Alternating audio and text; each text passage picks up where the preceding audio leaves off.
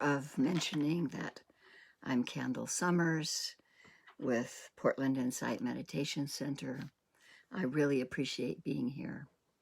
I really appreciate seeing everyone. And I have the privilege of sharing in the Dhamma with others and to be a spiritual friend as we sit together and undergo the opportunity of waking up in another way than what we were just talking about.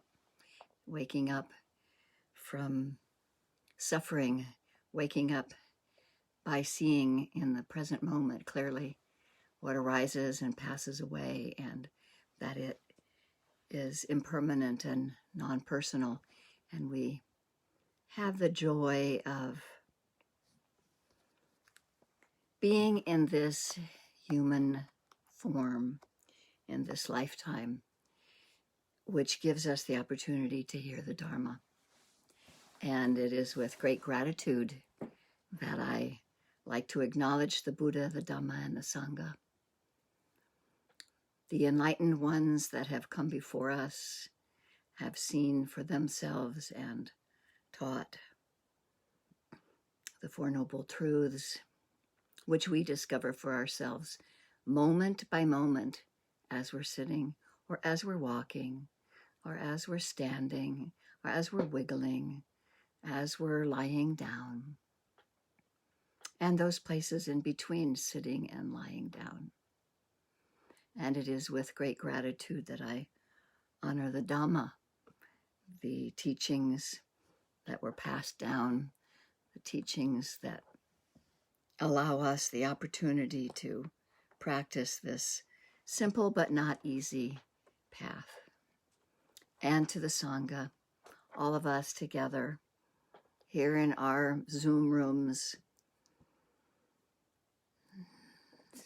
being with each other, seeing the environment that each of us is in, and having the opportunity to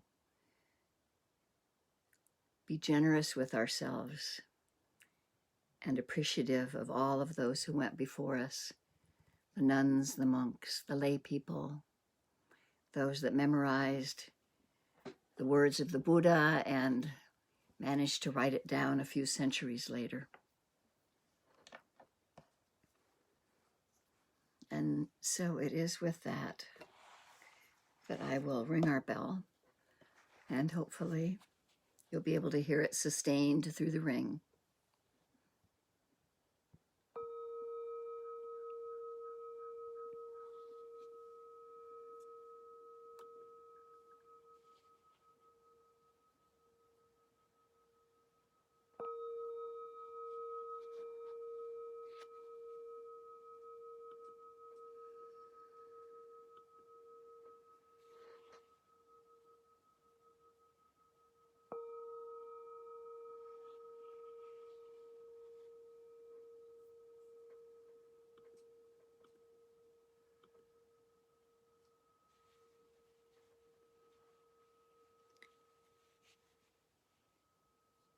The ear and the sound door, the way that we perceive all conditioned things that rise in our mind is through the sense doors.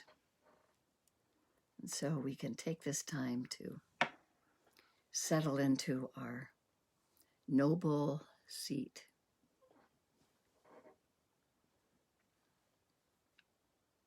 We may notice sounds around us as sound coming to the ear door.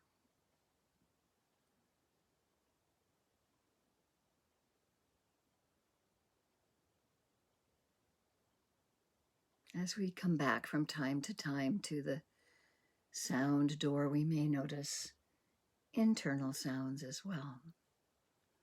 Just acknowledging the purity of sound arriving at the ear door. We have these six senses: eye and eye consciousness, nose, nose consciousness, ear and ear consciousness, tongue, tasting consciousness, the body, tangible, touching consciousness, and the mind consciousness. And it is from these 6 doors that we perceive what's happening, bring mindfulness to the moment, have awareness of what's arising, being gently noted and passing away.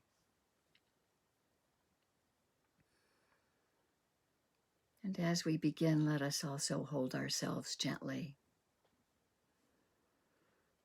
and include in our kindness for ourselves and others those many people who are being evacuated from California fires. Many people are being evacuated from homes all over the world. And may we hold them in our hearts. And may we hold ourselves gently in our hearts. For taking this time of being generous, one of those paramis, generosities, is noted many times in the teachings. And we have mindfulness, another of the paramis, coming to the fore as we notice what happens at each of the sound doors. And whatever is the focus that you like to begin your meditation with, it could be attention at the nostrils with the breath, or it could be attention at the diaphragm, noticing pressure and release of pressure, or it could be attention at a touch point.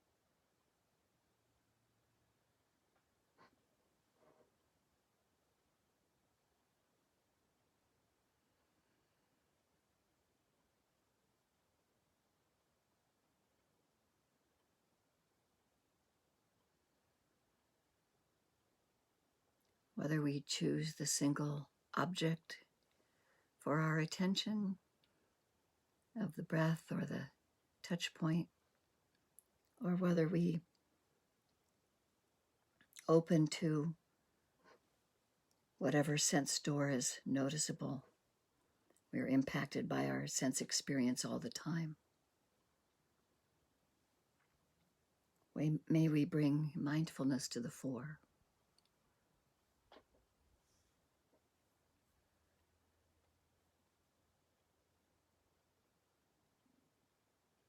Whatever object we use, awareness is there.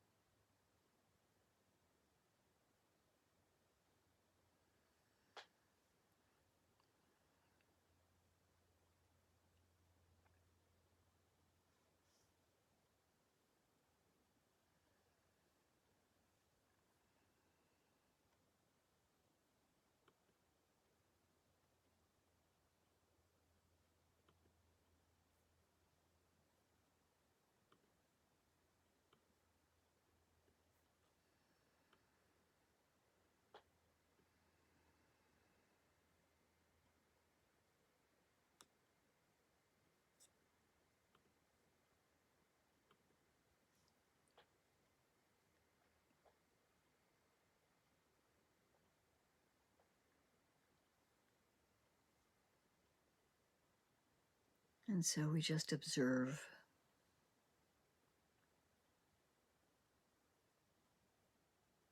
not expecting anything out of the circumstances, letting the experience be noticed, what is happening right now.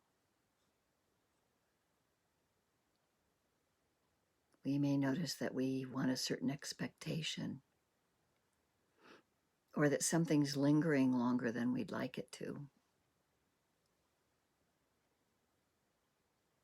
No two moments are the same. Every moment is fresh, and every moment is changing. We just observe.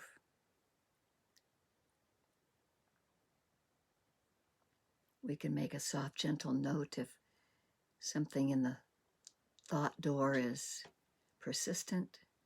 We may notice and give it a soft label, thinking about work or worrying about something that we repeatedly worry about, or having a joyous thought repeating itself.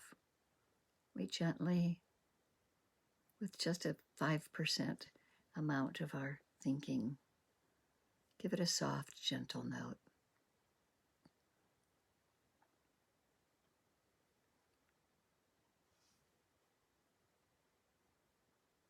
And we can return for a little while to the breath, or the sits point, or a touch point, as we continue nurturing concentration.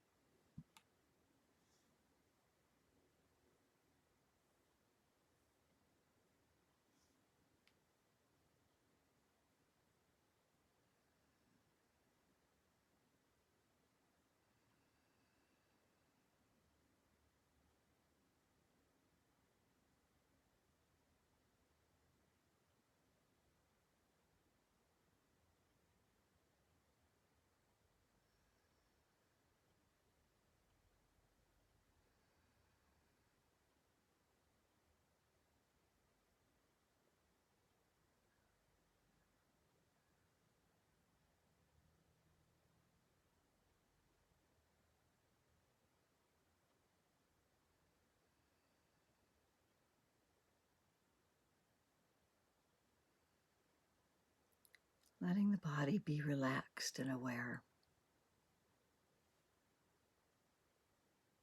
in whatever way you need to. Allowing a sense of relaxation.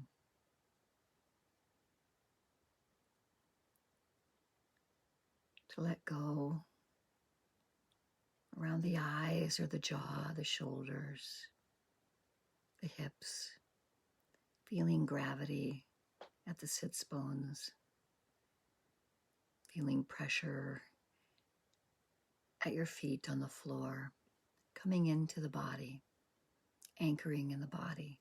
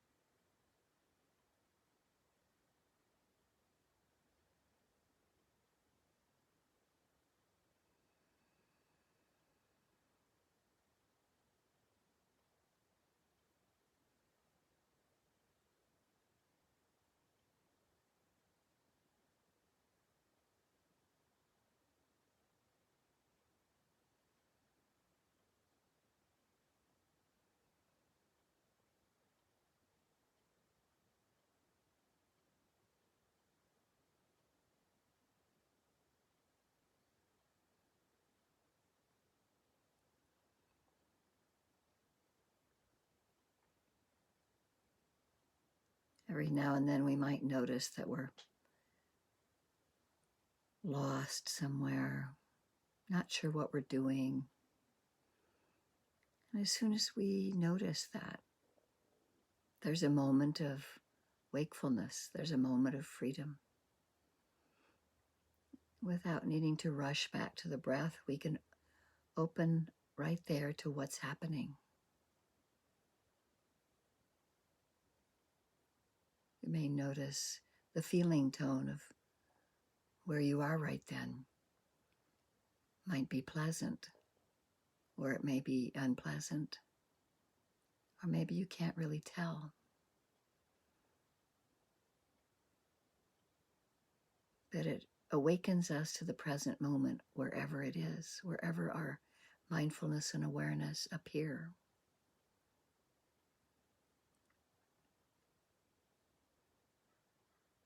And if we're finding ourselves maybe busy-minded, we can return to the breath and really notice the sensations that arise at the nostrils or the belly. Is it warm or cool or tingling? Does it feel like pressure or density? Just being awake and aware.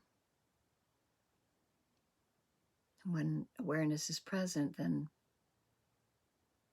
understanding whether something is suitable to attend to or not, or beneficial or not, is made known to us. And we can incline the mind toward skillfulness.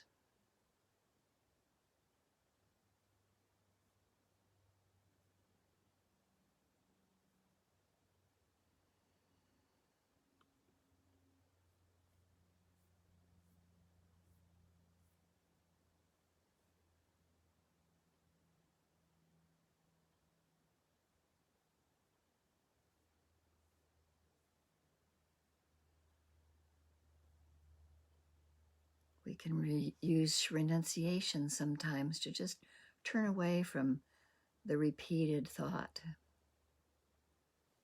and embrace mindfulness. Allow wisdom to be present.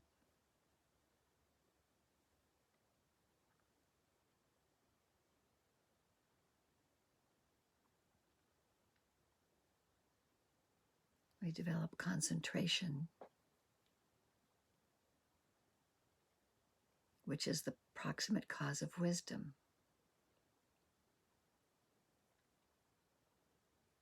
And wisdom is the manifestation of concentration.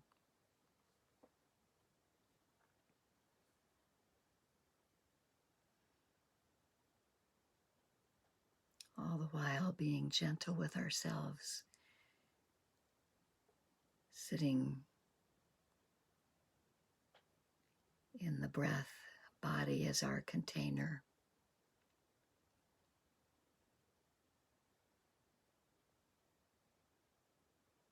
To see what arises.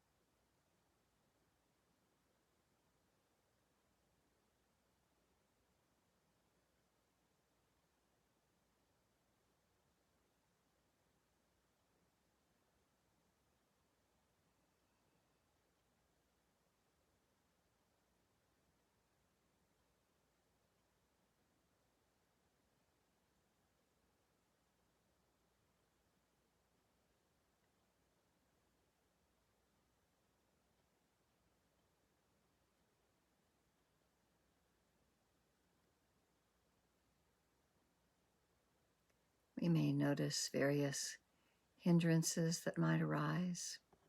There may be restlessness, the desire to move, or the mind is restless. We can notice this. We can have equanimity without judgment.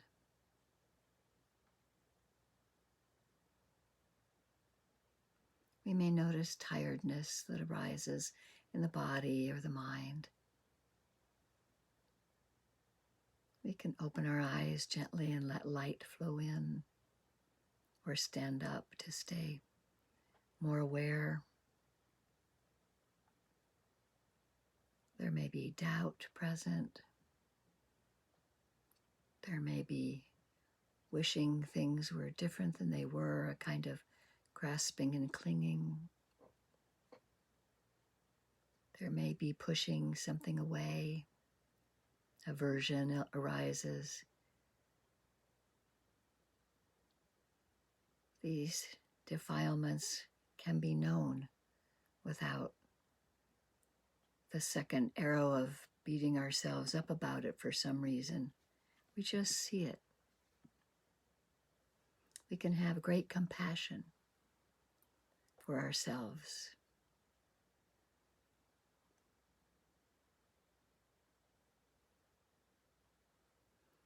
And we can use skillful means, directing our attention toward liberation by noticing the conditions that came together, the impermanent nature of what's arising, that it can't really be held as me and mine.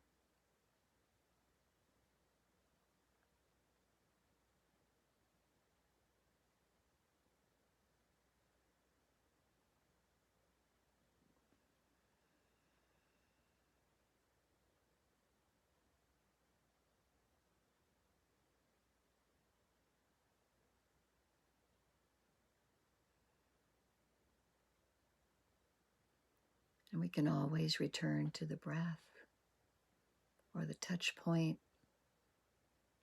We can always return to the body, the cauldron of the containment of our breath, and be aware in that openness of what might arise at any of the sense doors, with curiosity, with investigation,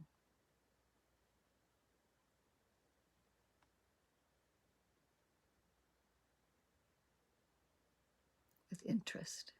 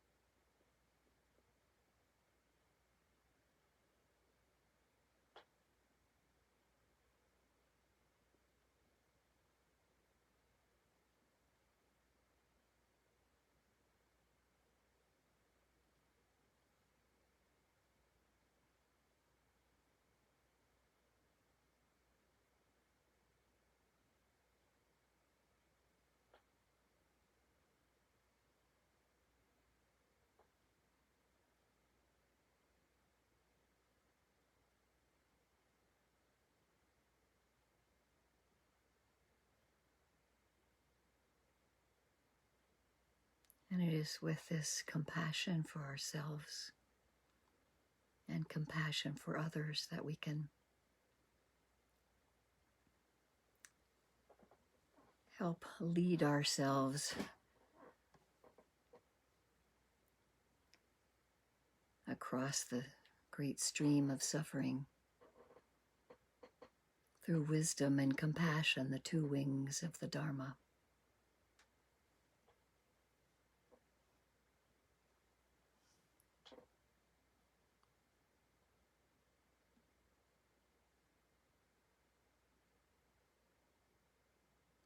With wisdom, we can understand our own suffering and the suffering of others.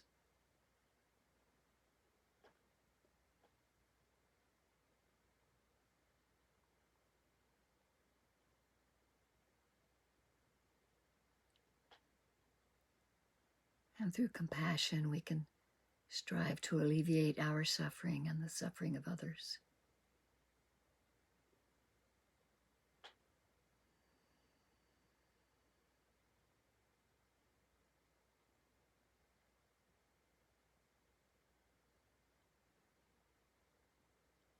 And it's with this wisdom that we can see our attachments, see our clinging,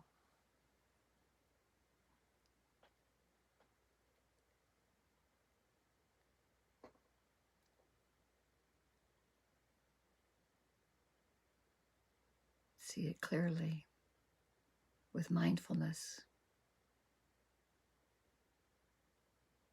That can bring joy to the heart and mind.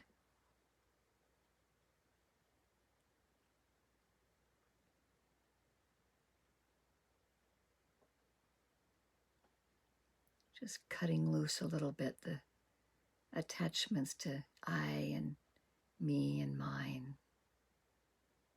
Waking up each moment.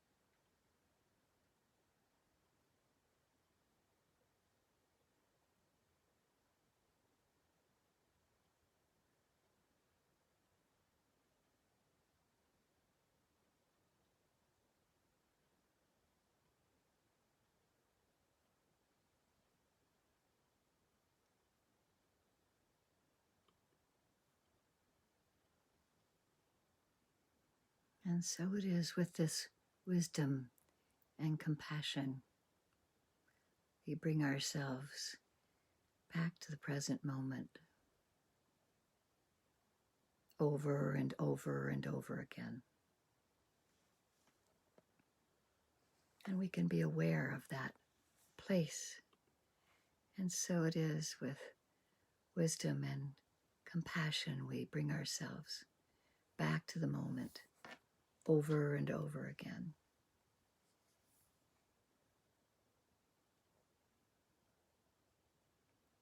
Being aware of that space, perhaps between the inhale and the exhale, or the space between thoughts.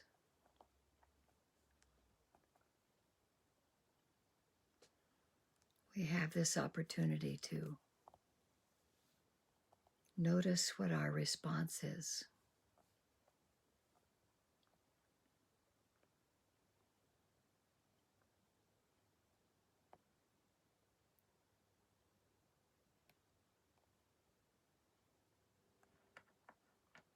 I'm reminded of a quote from Viktor Frankl. Between the stimulus and the response is a space. In that space is our power to choose our response. In our response lies our growth and our freedom.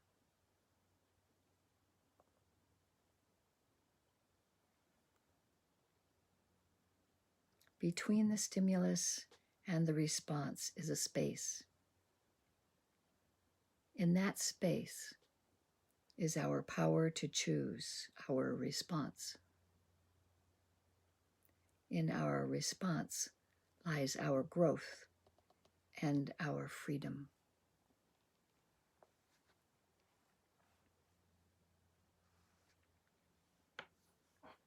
The space between stimulus and response. Mindfulness notices that space. Awareness is present. Wisdom can investigate. What is the response? What's our skillful response? Or do we suddenly have an unskillful response of grasping or clinging or pushing away? And so we have these moments of awareness that we're stringing together like the string of pearls.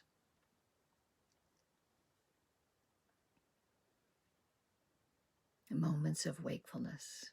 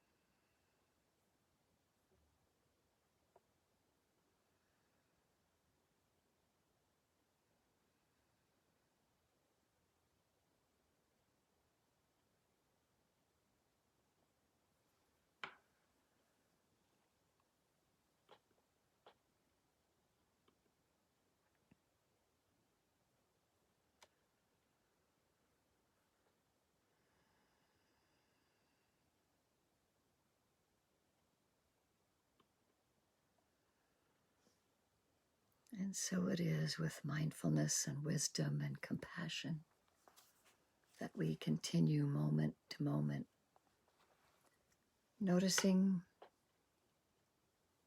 each of the sense doors. Throughout our day, we can always notice nose and what's occurring there, ears, what's arriving at the ears, tactile, tangible body sensations, and the mind consciousness, what's happening in the mind right now. We can always notice and ask ourselves, what is the attitude of the mind? The Buddha used the example of the senses as 6 animals, each tied with a rope and connected to each other.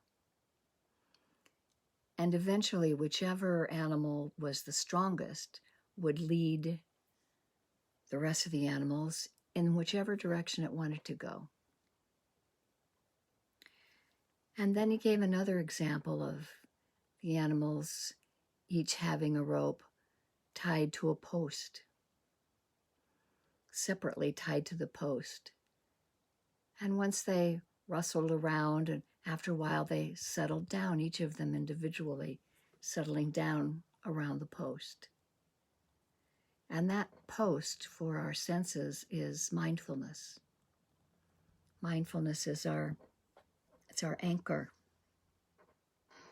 so that we don't have one of our senses pulling us in one direction more than one of the others. And so as we sit, we may notice if any of the animals are pulling in any direction. And we also may notice the peace that can arise when the pulling stops, if we get a little peace. And if not, we know with awareness, with mindfulness. We can know the eyes, we can know the ears, we can know the tasting, the touching, we can know the thinking.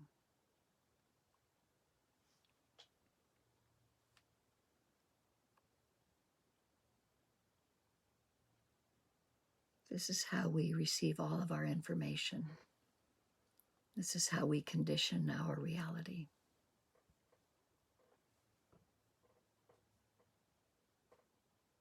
And so we hold ourselves with kindness and compassion, being present at each of the senses.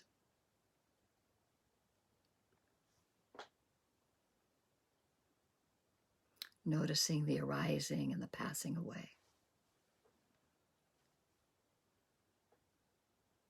Noticing with clarity, with mindfulness.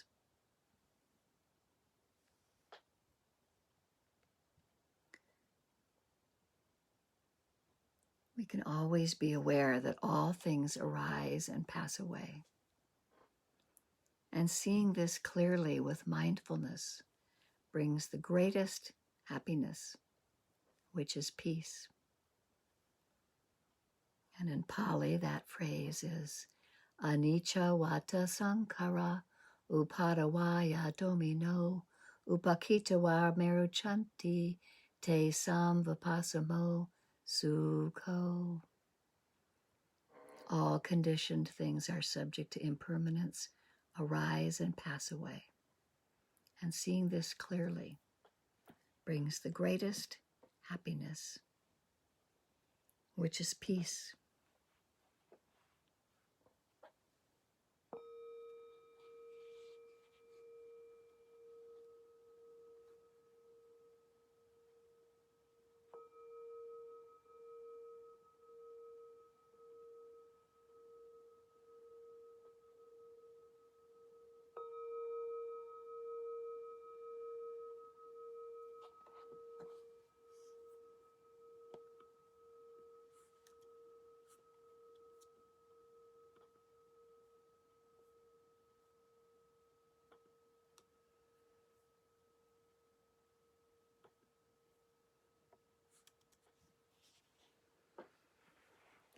And so as you take these moments to gently let the eyes open, notice mindfully as you reach for whatever you reach for, stretch, get your glasses, to let this spaciousness, this kindness and compassion that we have for ourselves be noticed and held in our hearts for each other as we look around in the circle.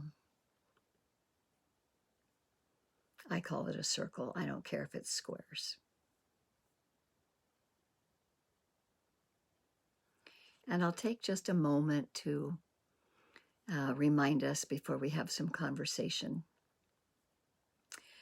about the opportunities to the capital campaign of sharing generosity as we continue to do quite of the few of the necessities of working on the Douglas firs in the backyard. Some of you have gotten over there to help weed and know those big trees, and there's some costly amounts needed for trimming and caring for the trees, and also in our ongoing work of becoming more inclusive and a more welcoming community. We're planning on inviting some teachers of color to help lead day-longs, and we want to include some educational sessions for ourselves at PIMC. And there's the building project, which you've heard about over and over again, and we're inching our way closer.